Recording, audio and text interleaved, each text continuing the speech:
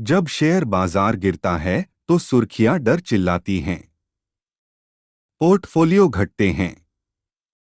लोग नुकसान रोकने के लिए बेचते हैं। लेकिन पर्दे के पीछे अमीर निवेशक ठीक इसका उल्टा कर रहे होते हैं। वे भाग नहीं रहे, वे अपनी पोजीशन बना रहे हैं। बाजार के क्रैश ही वे जगह हैं जहां चुपचाप दौलत बनाई जाती है। क्रैश के दौरान अमीर सबसे पहले जिन चीजों में निवेश करते हैं वे हैं कम आके गए एसेट्स। जब अच्छी कंपनियां 20%, 30% या यहां तक कि 50% तक गिरती हैं, तो इसका हमेशा मतलब नहीं होता कि बिजनेस खराब हो गया है। अक्सर इसका मतलब होता है कि कीमत दर के कारण गिर रही है। अमीर निवेशक मजबूत बुनियाद देखते हैं। स्थिर कैश फ्लो, कम कर्ज और लंबे समय तक प्रासंगिक रहने वाली कंपनियां। वे वही खरीद रहे होते हैं जो बाकी सब बेच रहे होते हैं, वह भी सस्ते में। इसके बाद वे रियल एस्टेट की ओर बढ़ते हैं। क्रैश अक्सर ऐसे विक्रेता पैदा करते हैं जिन्हें तुरंत नकदी की जरूरत होती है। प्रॉपर्टी की कीमतें नरम पड़ती हैं, सौदे अधिक बातचीत योग्य हो जाते हैं और फाइनेंसिंग की शर्तें बेहतर हो जाती हैं।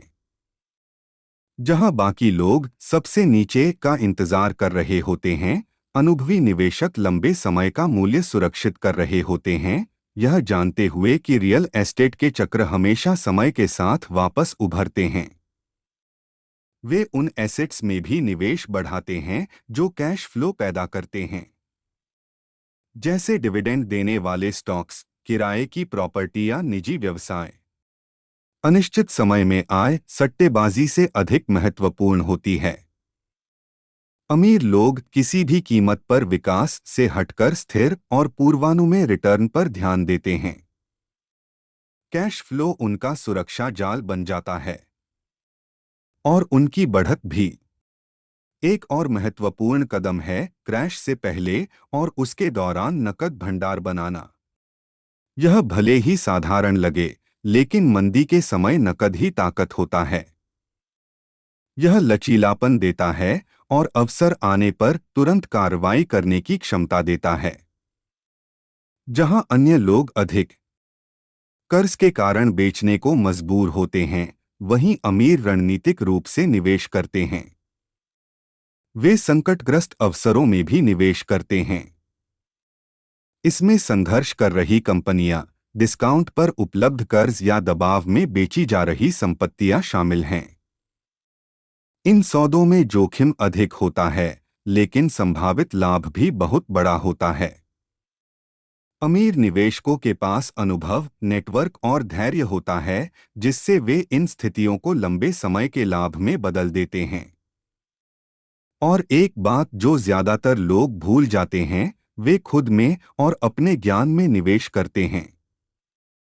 मंदी के दौरान वे सीखने, नेटवर्किंग और अगले चक्र के लिए खुद को तैयार करने पर दोगुना ध्यान देते हैं, क्योंकि वे जानते हैं कि क्रैश स्थायी नहीं होते, लेकिन उनसे मिलने वाले फायदे लंबे समय तक रहते हैं।